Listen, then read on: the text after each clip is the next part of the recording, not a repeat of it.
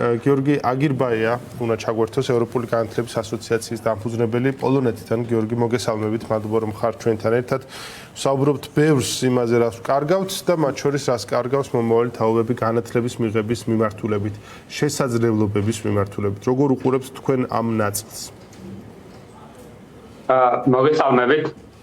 მადლობა მოწვევით პირველ რიგში სარგებლობის შემთხვევით და პოლიტიკატმა თანაქალაქი ლუკა ჯაბუას მიულოცა დაავადების დღეს და მალე თავისუფლება მინდა უთრო მას და ყველა პოლიტიკატიმარს საქართველოში ევროპული მომავლის ქვეყნის სიყვარულისთვის და კონსტიტუციის დაცვისთვის ახალგაზრდებს ციხეში არ უნდა უკეტავდეთ და პოლიტიკურ პატიმრებად არ უნდა ვაქცევდეთ. ვერ ავაშინებთ ასე სამართლიან ევროპულ ძლიერ საქართველოს. რაც შეეხება ახლა ევროპულ განათლებას, ხო ერთ-ერთი კუთხედი, რასაც ჩვენი სახელმწიფო ეგრეთ წოდებული ხელისუფლება ებრძვის, ეს არის კრიტიკული აზროვნება, თავისუფალი აზროვნება და მასთან მაშინ მყოფი ევროპული განათლება. ხო, ანუ არ უნდა თქმა მათ თავისუფლად მოაზროვნე ადამიანები, კრიტიკულად მოაზროვნე ადამიანები, ხო თქვა ერთ ძემმა კაცმა, რომ საზღვრები რო გაიხსნა, მაგრამ ჩვენზე თუდად იმოქმედაო. იმიტომ რომ ადამიანებმა ნახეს რა არის სამართლიანი სახელმწიფო, ადამიანებმა ნახეს როგორ მუშაობს დემოკრატია სხვა ქვეყნებში და ასე შემდეგ. ამის რადიკალური ტიპის გამოცდილება ჩვენც ჰქონდა მანამდეც, ხო? თუნდაც წინა ხელისუფლების პირობებში სასწრაფოებზე. აქედან გამომდინარე, ფიქრობ, რომ სწორედ ამ შესაძლებლობების შემცირება უნდათ და ეს რა თქმა უნდა ყველა სფეროს შეეხება, ხო? ეს მიმდინარე პროცესები, რაც მაგალითად ეხლა ბოლოს ევროპარლამენტის განცხადება იყო, ეს ერთი იყო უმძიმესი და შემაშფოთებელი იმ კუთხით, რომ ეს ფაქტობრივად ნიშნავს ამ შემთხვევაში საქართველოს ამ მთლიან იზოლაციას, ხო? დეკლარირებული ევროპარლამენტის მიერ იზოლაციას, რაც აისახება როგორც განათლების პროგრამებზე, როგორც აისახება როგორც სხვადასხვა პროგრამებზე, მაგალითად საჯარო მოხელეები ძალიან ბევრ პროგრამაში და ტრენინგებზე რო დადიოდნენ ევროპაში თუ გაცლებით პროექტებში რო იყვნენ ანაზღაურებადი პროექტებში და ასე შემდეგ, მსგავს პროგრამები აღარ იქნება და საჯარო სექტორი საერთოდ გუნდა და გამოემშვიდობოს და სავარაუდოდ არჩევნების მერე მან დიდი რეორგანიზაცია დაიწყება, რადგან სანქციების ფონდზე ბიუჯეტში იქნება დეფიციტი და ამ ბიუჯეტს ხო ჭირდება შევსება. პირველ რიგში მაქსიპებიდან და აიპებიდან, რომლებიც თანამშრომლობენ ეგრეთ წოდებულ სამოქალაქო სექტორი, რომელიც თავის გონგო ორგანიზაციებს ქმნის, ხო? გონგო, ანუ მთავრობასთან აფილირებული ორგანიზაციებით. ანუ ამ ორგანიზაციებსაც მოუწოდებ, რომ ჯერ კიდევ არის დრო იმისთვის, რომ დადგნენ ისტორიის სწორ ხარისხს და აიმაღლონ ხმა იმ უსამართლობის წინააღმდეგ, რაც ქვეყანაში ხდება. ეს რა თქმა უნდა განათლებას რაც შეეხება. პირდაპირ მიბმული იქნება, იმიტომ რომ რეალურად ევროპაში მსგავს პროგრამებს ავტოკრატიულ სახელმწიფოებთან მაქსიმალურად შემცირებული არის მსგავსი პროგრამები. ავიღოთ მაგალითად ანალოგიური მაგალითები, რომ ავიღოთ აზერბაიჯანის ბელორუსიის შემთხვევაში, ხო?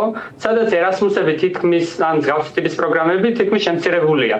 ავიღოთ, ანუ რატომ იყო ეს პროგრამა, მე მინდა რომ ამ სიკეთეებზეც ვილაპარაკო, გარდა იმისა, რომ ყველა მიცის, რომ მსგავსი პროგრამები შემცირდება, საგრაფიკო კონკურსები ამ რუსულ კანონების ფონზე, სამწუხაროდ დონორები თავს შეიკავებენ ყველანაირად და მინიმუმამდე არის დაყვანილი გრანტის მიღების შესაძლებლობას და კრიმინალიზებულიც კი არის, ხო? და ნაწილი ორგანიზაციების მხრიდან უკვე დაიწყო შემოწმებები და ასე შემდეგ, ხო, ეს რუსულ კანონებით მუშაობა ეს არ არის რუსული კანონები, იმიტომ კი არ ქვია, რომ უბრალოდ რუსული სტილის მეთოდები არის და ეს ნიშნავს, რომ თავისუფალი აზრის, კრიტიკული აზრის ჩახშობას, როგორც მედიას ამ შემთხვევაში, ხო, როგორც მედიას ებრძვიან, რომ რაღაც კონკრეტული სიტყვები რო არ გამოიყენო, ხო, როგორი აბსურდია, ხო, ანუ რაღაც აშუქებ და რაღაც კონკრეტული სიტყვები არ უნდა გამოიყენო ინფორმაციის კონსტატაციისთვის და ასე შემდეგ. ანალოგური შეტევები არის, როგორც პოლიტიკოსებზე, სამოქალაქო სექტორზე და ასე შემდეგ. რა სარგებელი იყო, ხო, წარმოიდგინეთ ახალგაზრდა, რომელსაც არ აქვს შესაძლებლობა რეგიონში, მე თქვენ ვიყავი ერთ-ერთი ასეთი ახალგაზრდა დარჩელიდან, სამეგროლოდან, რომელსაც არ ჰქონდა მსგავსი დიდი შესაძლებლობა, რომ ჩვენი ჩინორიკების შულებივით მესწავლა $50,000 გადავიხადა ჩემს მშობლებს სიტყვაზე უთქვაში სწავლაში და ასე შემდეგ, ხო? მაგრამ მსგავსი პროგრამებით ჰქონდა შესაძლებლობა, რომ ინგლისური დამეხვეწა, ჩართულიყავი ერთგვარიან გასულ პროგრამებში, რომელმაც მომცა შესაძლებლობა, რომ ჩემი კრიტიკული აზროვნება იქნება, საჯარო გამოსვლის უნარები იქნება, თუ სხვა მიმართულებით განვითარებინა უნარჩვევები. და მე მუშაობ და გაცნობ უფრო ბევრი პოტენციალი და შესაძლებლობები შეექმნა ჩემთვის და მე ეს შესაძლებლობები სხვა ახალგაზრდებს გაუზიარე და დაახლოებით 1000-ზე მეტი ადამიანი არის უკვე ჩვენი ორგანიზაციის ეგიდით პროაქტივის სამსახურში ეგიდით სასწავლო უცხოეთში გასულ პროგრამებს. ხო, ანუ რა პროგრამებია ეს რასუცი არის ნაკლები შეაძლებლობებს მქონე ადამიანებს, რომელსაც არ აქვთ შეაძლებლობა რომ თავის სახსრებით უცხოეთში სწავლა-განათლება მიიღონ და კონკურენტუნარიანი იყვნენ დასაქმების ბაზარზე, რადგან საქართველოს როცა ის ქვეყანას იზოლაციაში აქცევს, მაშინ საქართველოში უნდა კონდეს ხო შესაბამისი პირობების შექმნა. და პირიქით, რასაც უყურებთ, რომ ეს ხალხი ქვეყნიდან მირბის. და ანუ 100,000 ადამიანი არის უკვე ახალგაზრდები და ასე brain drain-ს რასაც ვიძახით, ტვინების გადინება და ძალიან ბევრი ადამიანები ვიცით, რომელიც ამერიკაში, გერმანიაში სხვაგან საკმაოდ წარმატებულად, დაფასებულად მუშაობენ, როცა მაგალითად და უკრაინა, მოლდოვა და ასე შემდეგ დაიწყეს პოლიტიკა რომლის და არც არავის მოთხოვია მაგალითად მოლდოვისთვის ამ შემთხვევაში მეორე ფრონტის გახსნა, მაგრამ მოლაპარაკებების გაუხსნეს, ხო? ჩვენ გვაშინებინით, რომ ჩვენ მოლაპარაკებების გაუხსნა იმ შემთხვევაში, თუ მეორე ფრონტს გავხსნით ომისო და ფაქტია, აქ უკრაინა მოლდოვის მაგალითი, ხო? მოლდოვის შემთხვევაში ძალიან გეგმაზომიერად არის ხმიან ევროპარლამენტარებს თავს და ჩვენ დასავლელ მეგობრებს და ყველა ის სიკეთეები აქვთ და ასე ვთქვათ, მოლაპარაკებების გაიხსნება და ძალიან სწორი ნაბიჯებით მიდიან. ყოფილა შესაძლებელი ხო? ანუ რატო შეიქმნა საერთოდ ევროკავშირი? ევროკავშირის ანუ თავის დროზე 6 ქვეყნის მიერ სავაჭრო ეკონომიკური ურთიერთობა ძალიან მიმზიდველი გახდა, იმიტომ რომ მას საფუძველი იყო სტაბილურობა, მშვიდობა და ეკონომიკური კეთილდღეობა, რომელმაც მერე გააერთიანა 27-მდე სახელმწიფო. და მაგისკენ მიისწრაფეს ახლა რა ვიცი ევროპაში ყველა განვითარებული თუ ვისაც უნდა ამ მხრივ სიკეთეები. ანუ დავწონოთ ხო რომელი გვაძლევს სტაბილურობას, მშვიდობას, კეთილდღეობას, ევროპულ განათლებას, ამ შეადლობს. ანუ ევროპულ განათლება ნიშნავს, რომ ევროპულ კეთილდღეობაზე გაქვს ცდომა, იმიტომ რომ კარგი განათლება გაძლევს კარგ დასაქმების შეაძლებლობებს. და საქართველოს თუ ვერ თავაზობ კარგ განათლებას, თუ ვერ თავაზობ ანუ მაღალხარისხიანი განათლების მიღების შეაძლებლობას, ამ შემთხვევაში ხო რაღაც ალტერნატივები უნდა არსებობდეს. ხო ვერანაცვლებენ, ანუ რაღაც პროგრამები გამოიყვანა, რაღაც რუსეთში არის, რაღაც 5 კაცს გაუშვებთ, რაღაც აბსურდია, ხო რაღაც სხვადასხვა ალტერნატიულ პროგრამებს თავაზობენ ხოლმე.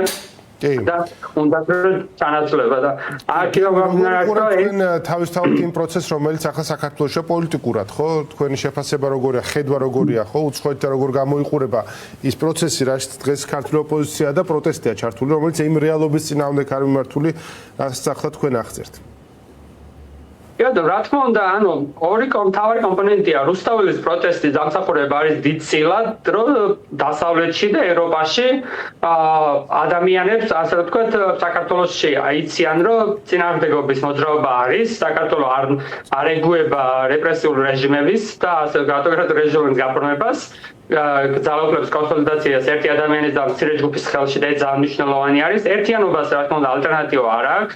და ამის ძალიან კარგი მაგალითი არის ადამიანები, რომლებიც 19 ივლისს გააკეთეს ძალიან კარგი მსვლელობა და მიუხედავად ამდენი დაშინების, ამდენი დაჭერებისა და ასე შემდეგ, ფაქტი არის, რომ ეს ადამიანები არ უშინდებიან და ბრძოლას და წინააღმდეგობას უწევენ და ეს არის უდიდესი და ჩემი სრული სოლიდარობა და მხარდაჭერა მათ ამ კუთხით და რა თქმა უნდა საერთაშორისო სნეხი ამ კუთხით, რაც უფრო მეტად ხედავენ, რომ ჩვენ ქვეყანაში ბიბძვი ამ შემთხვევაში, მით უფრო მეტად ეხმარებიან საერთაშორისო ასპარეზზე, ხო?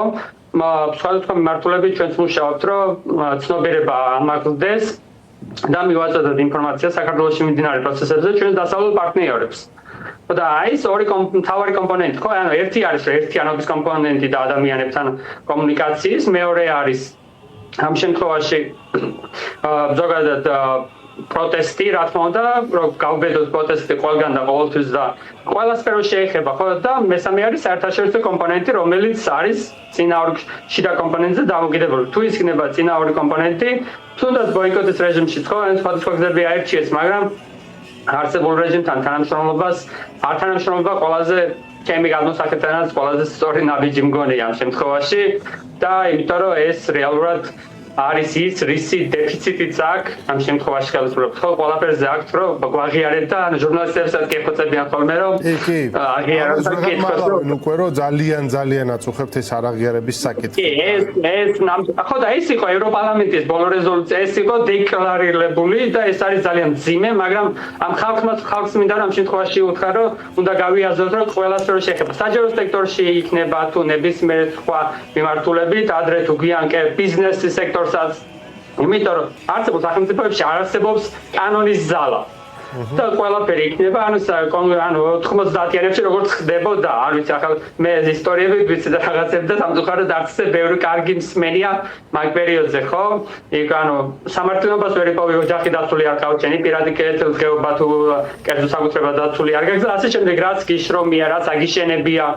და ანუ ეს ყველაფერი განათლება, ანუ განათლება ისიც გვინდა, ხო, განათლება იმისთვის გვინდა, რომ ბევრი კარგი რაღაცები გავაკეთოთ, ქვეყანაში რეფორმები განხორციელდეს, უკეთესად ვიცხოვროთ, ეკონომიკური დოვლათის შექმნა და თუ ამ ყველაფერს უსაფრთხოება დაცული არ არის, კანონის ძალა არ გიცავს, მაშინ რთული არის, ხო? ანუ ხვდები, რომ მაგალითად მინისტრი როცა იტყვება თავის განათლებას, ზოგ საერთოდ არ აქვს ეს განათლება, ამ ხალხის პირობებში იტყვი, რომ მაშინ მე რაღაცზე ვისწავლო, ხო? არა და ძალიან მნიშვნელოვანი არის, რომ ვისწავლოთ, რომ პროპაგანდას დაუპირისპირდეთ. პროპაგანდას დაუპირისპირდეთ, თქვენ მართლის გარჩევა ვიცოდეთ, მტრის დამოყრის გარჩევა ვიცოდეთ. რომ ის ადამიანი რომელსაც 20% შენ ტერიტორიის ოკუპირებული აქვს და ბოლოს და წელს რა ყველა სერბთვის მინსკის სამეზობლოში არის და ყველგან ცდილობს რომ თავის გავლენები გააძლიეროს სამწუხაროდ ცუდი კუთხით და ამავდროულად დასავლეთში სადაც 70 წლის განმავლობაში ომი არ ყოფილა და ცდილობს რომ მაქსიმალურად უსაფრთხოების ზონა გააფართოვოს, ხო? ანუ ეს არის მათი უსაფრთხოების არქიტექტურაში ჩვენც მაგიტო დააჩქარა ამ პროცესებმა და ამაში უნდა მოვყვეთ. ჩვენ ძალიან კარგად იყენებენ ამ შეაძლებლობას, ასე რომ ვთქვათ, მოლდოვა, უკრაინა და სხვა კანდიდატი წევრი ქვეყნები და ვისურვებდი, რომ ჩვენც გავიაზროთ ამ ხელა შეაძლებლობის დაკარგვა, იქნება უმძიმესი 20-30 წლის გაფართოების საკითხებში თუ საქართველოს გეცეს იგი არ დგა, იმიტომ რომ ძალიან დიდ შეაძლებლობებს, რასაც ჩვენი წინათაობები იბრძოდნენ, ხოლო ჩვენ გვიყვარს ეროვნულობას, ქართულობას, რო ვიცავთ, იდენტობას, რო გიცავთ, 9 აპრილს რო ვიხსენებთ, ხო, აი ეს ადამიანები სწორედ ილია ჭავჭავაძე და ასე შემდეგ სწორედ ამისთვის იბრძოდნენ, რომ ერთ დღესაც საქართველო ყოფილიყო აი დაცული სივრცის ნაწილი და ამაში საჯარო სექტორიდან დაწყებული თუ იქნება ნებისმიერი ადამიანი, რომელიც ფიქრობს ამ ქვეყანაში უნდა ცხოვრება და გაგრძელება და უნდა უსაფრთხო გარემოში ცხოვრება და სტაბილურობა, ხმა უნდა აიმაღლოს, უნდა გააპროტესტოს და მაქსიმალურად ხელი შეუწყოს ამ პროტესტს სხვადასხვა გზებით. შეიძლება ყველა საჯაროდ არ გააკეთოს ეს, მაგრამ ბევრნაირი უნდა იყოს, იმიტომ რომ ერთი რაც არის ხოლმე მასწავლებლებსაც რომ ეს მაგალითად ერასმუსები რო ავიღოთ, რაც ჩემი დიდი ხნის ოცნებას სურვილი არის ის, რომ ეს ერასმუსებს ჩაერთოს სასკოლო პროგრამები.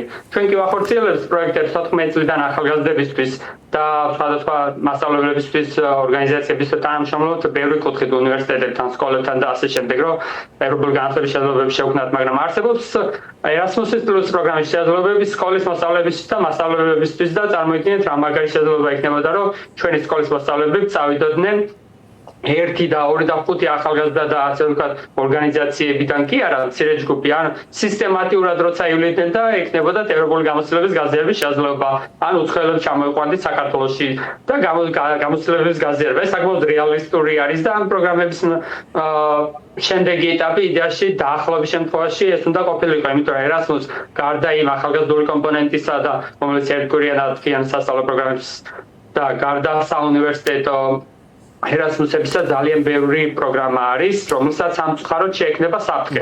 ეს პროგრამები შემცირდება და სამწუხაროდ ეს ყველაფერი ცუდად აისახება ქვეყნის სოციალურ მძიმე ფონდს. მადლობა ძალიან დიდი. გიორგი აგილბაია იყო ჩვენთან ევროპული განათლების ასოციაციის დამფუძნებელი. წარმატებებს გისურვებთ, გიორგი, ამით ჩვენ დღევანდელი გადაცემა დასრულებულია. მე საღამოს 6 ნახევრისთვის დაგიბრუნდებით. დღის განმავლობაში მოხდა ამბებს შევაჯამებთ. დღეს მზია ამაღლობელის პროცესია. დღეს სხვათა შორის არის კიდევ ერთი პროცესი.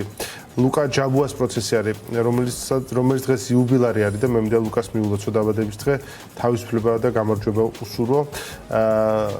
ჩვენ გადაცემა დასრულებულია, თქვენ დარჩით ფორმულაზე საღამოს